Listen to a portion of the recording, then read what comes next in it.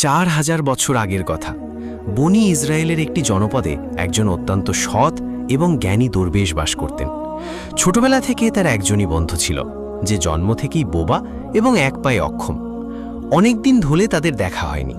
একদিন দরবেশের খুব ইচ্ছে হলো তিনি বন্ধুর সঙ্গে দেখা করতে যাবেন।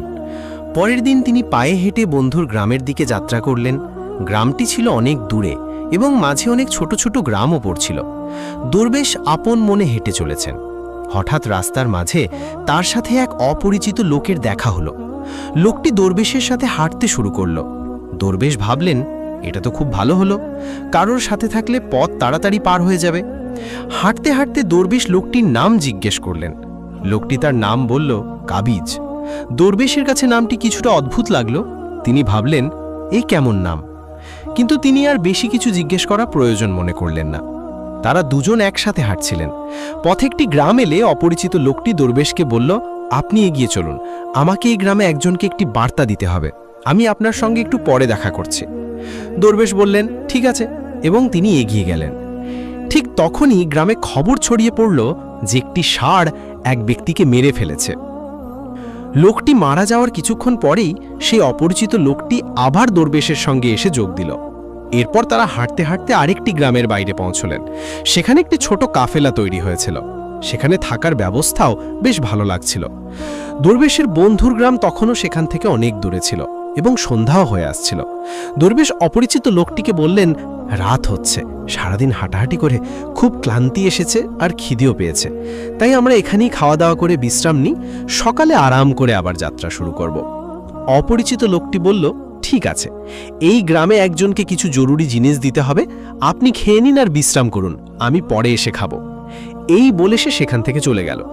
তার যাওয়ার কিছুক্ষণ পর ওই গ্রামে ধোঁয়া উঠতে দেখা গেল এবং দেখতে দেখতে পুরো গ্রামটিতে আগুন লেগে গেল। দরবেশ অবাক হয়ে ভাবলেন যে এই লোকটি যেখানেই যায় সেখানেই কোনো না কোনো ধরনের ক্ষতি হয়, নিশ্চয়ই কোনো গোলমাল আছে। কিন্তু দরবেশ রাতে অপরিচিত লোকটির কাছে এ বিষয়ে কোনো কথা বললেন না। সকালে তারা দুজনেই আবার তাদের গন্তব্যের দিকে চলতে লাগলেন। কিছুটা দূরে গিয়ে আরও একটি গ্রাম এলো। অপরিচিত লোকটি আবার দরবেশকে বলল, আপনি এগিয়ে চলুন, এই গ্রামেও আমার কিছু জরুরি কাজ আছে, কাজ শেষ করে আমি আপনার সাথে দেখা করব। এই বলে অপরিচিত লোকটি চলে যেতে লাগলো। কিন্তু এবার দরবেশ এগিয়ে না গিয়ে সেখানেই দাঁড়িয়ে সেই অপরিচিত লোকটিকে দেখতে লাগলেন যে সে কোথায় যায় এবং কি করে। তখনই মানুষের চিৎকার শোনা গেল যে একটি ষাঁড় এক ব্যক্তিকে কামড়েছে এবং সে মারা গেছে। ঠিক সেই সময় অপরিচিত লোকটি আবার দরবেশের সঙ্গে এসে যোগ দিল। সামলাতে পারলেন না এবং লোকটিকে জিজ্ঞেস করলেন, আপনি যেখানেই যান সেখানেই কোনো না কোনো ধরনের ক্ষতি হয়, আপনি কি আমাকে বলতে পারেন কেন এমনটা হয়? সে জবাব দিল, দরবেশজি, আমি আপনাকে একজন খুব বড় জ্ঞানী ব্যক্তি ভেবেছিলাম, তাই আমি আপনার সঙ্গে হাঁটছিলাম, কারণ জ্ঞানী মানুষের সঙ্গ খুব ভালো হয়। কিন্তু আপনি এখনো বুঝতে পারেননি আমি কে? দরবেশ বললেন, আমি তো বুঝেছি, কিন্তু আমার মনে কিছুটা সন্দেহ আছে। যদি আপনি নিজে আপনার সম্পর্কে বলেন তাহলে আমার জন্য সহজ হবে। অপরিচিত লোকটি জবাব দিল, আমি মৃত্যুর ফেরেশতা এবং আল্লাহর আদেশে আমি সেই সব মানুষের প্রাণ নিই যাদের আয়ু শেষ হয়ে গেছে। দরবেশের মনে আগে থেকেই সন্দেহ ছিল, তবুও মৃত্যুর ফেরেশতার মুখ থেকে এই কথা শুনে তিনি ভয় পেয়ে গেলেন। তবুও সাহস করে জিজ্ঞেস করলেন, যদি সত্যি আপনি মৃত্যুর ফেরেশতা হন তাহলে বলুন, পরের মৃত্যু কার? মৃত্যুর ফেরেশতা বললেন, পরের মৃত্যু তোমার সেই বন্ধুর যার সাথে তুমি দেখা করতে যাচ্ছ, এবং তার মৃত্যুর কারণ হবেন আপনি নিজেই। এই কথা শুনে দরবেশ ভয় পেয়ে গেলেন এবং চিন্তায় পড়ে গেলেন যে যদি ইনি সত্যি মৃত্যুর ফেরেশতা হন তাহলে তার কথাও সত্যি হবে, আর তার কারণে তার ছোটবেলার সবচেয়ে কাছের বন্ধুর মৃত্যু হবে।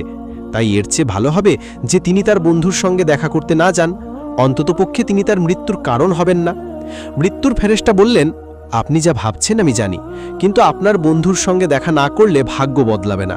আপনার বন্ধুর মৃত্যু নিশ্চিত এবং তা আগামী কয়েক মুহূর্তের মধ্যেই হবে।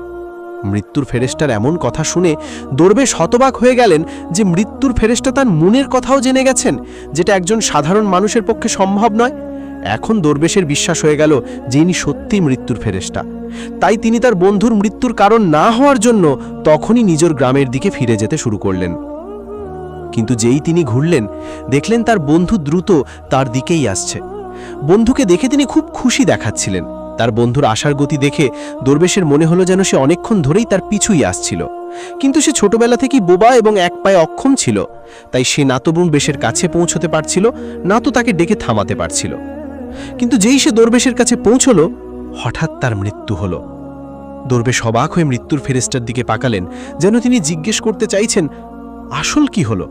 মৃত্যুর ফেরেশতা দরবেশের মনের কথা বুঝতে পারলেন এবং বললেন, তোমার বন্ধু গত গ্রাম থেকেই তোমার পেছনে আসছিল, কিন্তু সে অক্ষম এবং বোবা হওয়ার কারণে তোমার কাছে পৌঁছতে পারছিল না।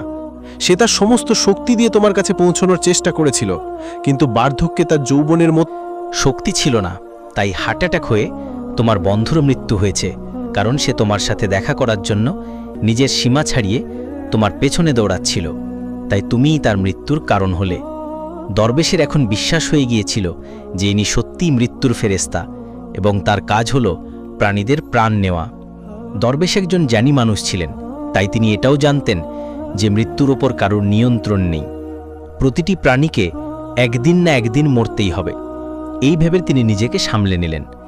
কিন্তু হঠাৎ দরবেশের মনে নিজের মৃত্যু সম্পর্কে জানার ইচ্ছা জাগল। তিনি মৃত্যুর ফেরেশতাকে বললেন, যখন আমার বন্ধুর মৃত্যু হবার ছিল, তখন আপনি শুরু থেকেই আমার সঙ্গে কেন হাঁটছিলেন? মৃত্যুর ফেরেশতা জবাব দিলেন, আমি তো সবার সঙ্গে হাঁটি এবং সব সময় হাঁটি, কিন্তু মানুষ আমাকে চিনতে পারে না, কারণ মানুষের কাছে তাদের নিজের সমস্যা ছাড়া অন্য কোনো ব্যক্তি, জিনিস বা ঘটনা সম্পর্কে ভাবার বা তাকে দেখার এবং বোঝার সময় থাকে না। দরবেশ বললেন, আপনি কি বলতে পারেন আমার মৃত্যু কখন এবং কিভাবে হবে? মৃত্যুর ফেরেশতা বললেন, যদিও একজন সাধারণ প্রাণীর জন্য এটা জানা উচিত নয়, কারণ যে কেউ তার মৃত্যু সম্পর্কে জেনে দুঃখই পায়, কিন্তু আপনাকে দেখে একজন জ্ঞানী মানুষ মনে হচ্ছে এবং আপনি আপনার বন্ধুর মৃত্যুকে যত সহজে মেনে নিলেন, তা দেখে মনে হয় আপনি নিজের মৃত্যু সম্পর্কে জেনেও দুঃখ পাবেন না। তাহলে শুনুন, আপনার মৃত্যু আজ থেকে ঠিক 6 মাস পর আজকের দিনেই অন্য কোনো দেশে ফাঁসিতে হবে, এবং সবচেয়ে অবাক করার মতো বিষয় হবে যে আপনি হাসি মুখে ফাঁসি মেনে নেবেন। এই বলে মৃত্যুর ফেরেশতা সেখান থেকে চলে গেলেন, কারণ এখন তার কাছে দরবেশের সঙ্গে থাকার কোনো কারণ ছিল না। দরবেশ তার বন্ধুর শেষকৃত্য সম্পন্ন করে নিজের গ্রামে ফিরে গেলেন। কিন্তু বন্ধুরা, কোনো ব্যক্তি যতই বড় জ্ঞানী হোক না কেন, নিজের মৃত্যু সম্পর্কে জেনে চিন্তিত তো অবশ্যই হন এবং মৃত্যু থেকে বাঁচতে কিছু না কিছু অবশ্যই করেন। দরবেশও তাই করলেন, কারণ তিনি একজন জ্ঞানী ব্যক্তি ছিলেন। তার পরিচিতি তার দেশের খালিফা পর্যন্ত ছিল। দরবেশ ভাবলেন যে খালিফার কাছে তো অনেক জ্ঞানী উপদেষ্টা থাকেন, তারা আমার মৃত্যু সম্পর্কিত সমস্যার কোনো না কোনো সমাধান অবশ্যই বের করবেন। এই ভেবে দরবেশ রাজ দরবারে গিয়ে হাজির হলেন এবং খালিফাকে তার পুরো গল্প শোনালেন। খালিফা তার উপদেষ্টাদের এই কথাটি জানালেন এবং তাদের পরামর্শ চাইলেন। সবাই মিলে অনেক ভাবনা চিন্তা করে বললেন যে যদি দরবেশের কথা সত্যি হয়, তবে তার মৃত্যু 6 মাস পরেই হবে, কিন্তু মৃত্যু তখনই হবে যখন তিনি অন্য দেশে যাবেন। যদি তিনি অন্য দেশে না যান, তবে মৃত্যু হবে না। উপদেষ্টাদের এই পরামর্শ খালিফারও ভালো লাগল। তিনি দরবেশের থাকার ব্যবস্থা মহলেই করে দিলেন এবং খালিফার আদেশ ছাড়া কেউ দরবেশের সঙ্গে দেখা করতে পারত না। কিন্তু দরবেশ নিজের ইচ্ছায় যে কোনো জায়গায় আসতে যেতে পারতেন, যাতে এটা মনে না হয় যে তিনি খালিফার বন্দী। কিন্তু দরবেশ ভয়ে নিজেই কোথাও আসতে যেতেন না। সময় কেটে গেল এবং দরবেশের মৃত্যুর সময় ঘনিয়ে এলো। সেই দিনটিও চলে এলো যেদিন দরবেশের মৃত্যু হবার কথা ছিল। সেই দিন দরবেশ ভয়ে তাড়াতাড়ি ঘুমিয়ে পড়লেন, যাতে রাত তাড়াতাড়ি কেটে যায় আর পরের দিন এসে যায় আর এইভাবে মৃত্যু ঠেকানো যায়। কিন্তু বন্ধুরা, দরবেশের ঘুমিয়ে হাঁটার রোগ ছিল এবং এই রোগ সম্পর্কে তিনি নিজেও জানতেন না, তাই খালিফা বা কোনো হাকিমকে এই রোগ সম্পর্কে জানানোর তো প্রশ্নই ওঠে না। দরবেশ তার মৃত্যু নিয়ে খুব চিন্তিত ছিলেন এবং ঘুমিয়ে হাঁটার রোগ তখনই আসে যখন ঘুম ঠিকমতো না হয়। রাতে দরবেশের ঘুমিয়ে হাঁটার রোগ শুরু হলো। তিনি উঠলেন এবং মহল থেকে বেরিয়ে ঘোড়ার আস্তাবলে পৌঁছলেন। দরবেশ খালিফার একজন বিশেষ অতিথি ছিলেন, তাই কোনো চৌকিদার তাকে থামালো না এবং কোনো জিজ্ঞাসাবাদও করল না। ঘোড়ার আস্তাবলে পৌঁছে তিনি সবচেয়ে দ্রুতগামী ঘোড়ার উপর চড়লেন এবং ঘুমন্ত অবস্থাতেই নিজের দেশের সীমানা পেরিয়ে প্রতিবেশী দেশে চলে গেলেন। শুধু তাই নয়, তিনি প্রতিবেশী দেশের খলিফার মহলে পৌঁছলেন। সেখানকার চৌকিদাররাও তাকে থামালো না এবং কোনো জিজ্ঞাসাবাদও করল না, কারণ রাতের শেষ প্রহর হওয়ায় সবাই ঘুমাচ্ছিল। দরবেশ সোজা কোষাগার ঘরে পৌঁছলেন এবং সেখানে গিয়ে শুয়ে পড়লেন। সকালে কোষাগারের রক্ষক দরবেশকে কোষাগার ঘরে ঘুমন্ত অবস্থায় দেখতে পেলেন। এতে খলিফা খুব রেগে গেলেন এবং তিনি দরবেশকে গ্রেপ্তার করার আদেশ দিলেন। খলিফা দরবেশকে রাজ দরবারে হাজির করার আদেশ দিলেন।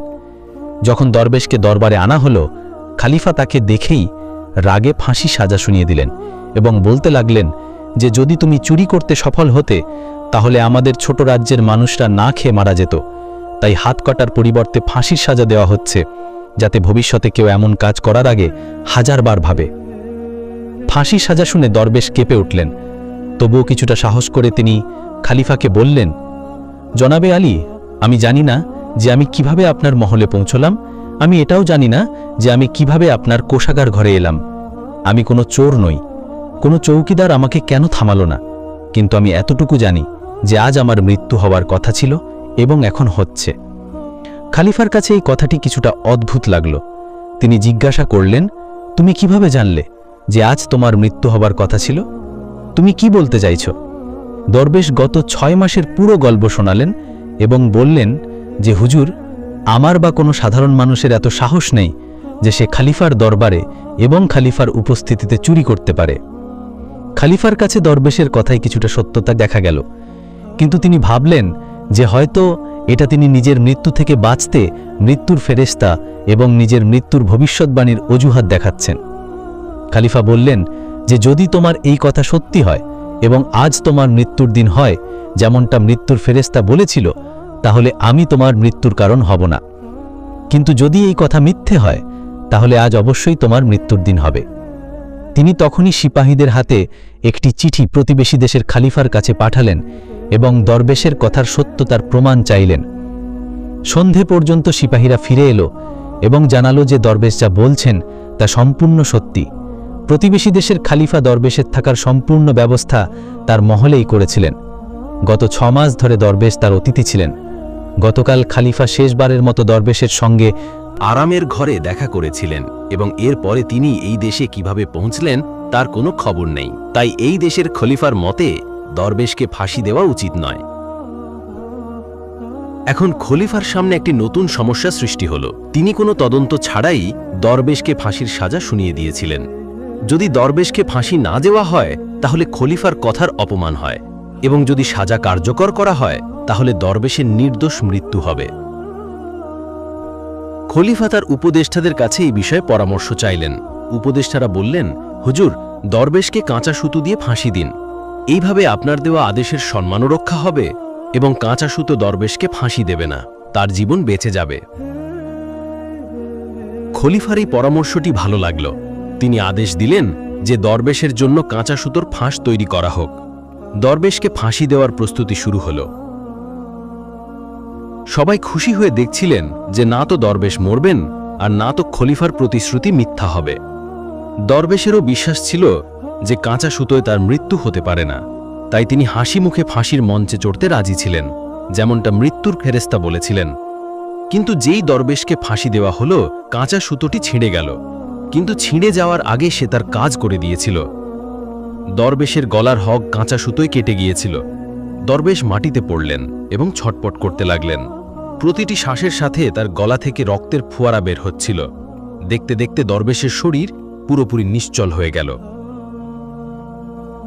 সবাই অবাক ছিল যে এত দুর্বল একটি সুতো কিভাবে কারোর মৃত্যুর কারণ হতে পারে, কিন্তু ঘটনাটি ঘটে গেছে। ভাগ্য তার কাজ করে দিয়েছে।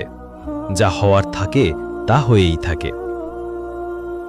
বন্ধুরা, এই গল্প থেকে আমরা এই শিক্ষা পাই যে আমরা যতই সতর্কতা অবলম্বন করি না কেন, যতই চেষ্টা করি না কেন, আমরা কখনো কোনো অবস্থাতেই ভাগ্যের লেখাকে মুছে দিতে পারি না। প্রতিটি ঘটনা এবং তার পুরো ধারাবাহিকতা আগে থেকেই নির্ধারিত থাকে। আমরা তাকে একটু এদিক ওদিক করতে পারি না। এই কারণেই ঈশ্বর আমাদের ভবিষ্যৎ জানার শক্তি দেননি, যাতে আমরা আমাদের জীবনকে আরও ভালোভাবে যাপন করতে পারি। এই কথাটি দরবেশের ক্ষেত্রেও সত্যি হয়। যদি দরবেশ মৃত্যুর ফেরেশতার কাছে নিজের মৃত্যুর সম্পর্কে না জিজ্ঞেস করতেন, তাহলে তিনি 6 মাস পর্যন্ত খলিফার মহলে ভয়ে ভয়ে বাঁচার পরিবর্তে আরও ভালোভাবে জীবন কাটাতে পারতেন। শুধুমাত্র একটি জিনিস ভাগ্যকে বদলানোর শক্তি রাখে, আর তা হলো দোয়া। বলা হয় যে দোয়া যদি আন্তরিকতা এবং সত্যিকারের মন থেকে চাওয়া হয়, তবে ঈশ্বর ভাগ্যকেও বদলাতে পারেন। তাই আমাদের উচিত আল্লাহর কাছে সবসময় ভালো ভাগ্য এবং ভালো ভবিষ্যতের জন্য দোয়া করা। এই গল্পটি অনেক পুরনো এবং আমরা এটিকে আমাদের নিজের ভাষায় অনুবাদ করেছি। এই গল্পটি সেই সময়ের যখন মানুষ মৃত্যুর ফেরেশতাকে দেখতে পারত। এখন এই গল্পের মধ্যে কতটা সত্যতা আছে তা শুধু ঈশ্বরই জানেন। আপনার এই গল্পটি কেমন লাগলো এ সম্পর্কে আপনার মূল্যবান মতামত কমেন্ট বক্সে অবশ্যই জানাবেন। যদি গল্পটি ভালো লেগে থাকে তাহলে চ্যানেলটি অবশ্যই সাবস্ক্রাইব করবেন, ভিডিওটি লাইক করবেন এবং শেয়ার করবেন। দেখা হবে আরেকটি নতুন এবং দারুণ ভিডিওর সাথে। ততক্ষণ পর্যন্ত খোদা হাফেজ।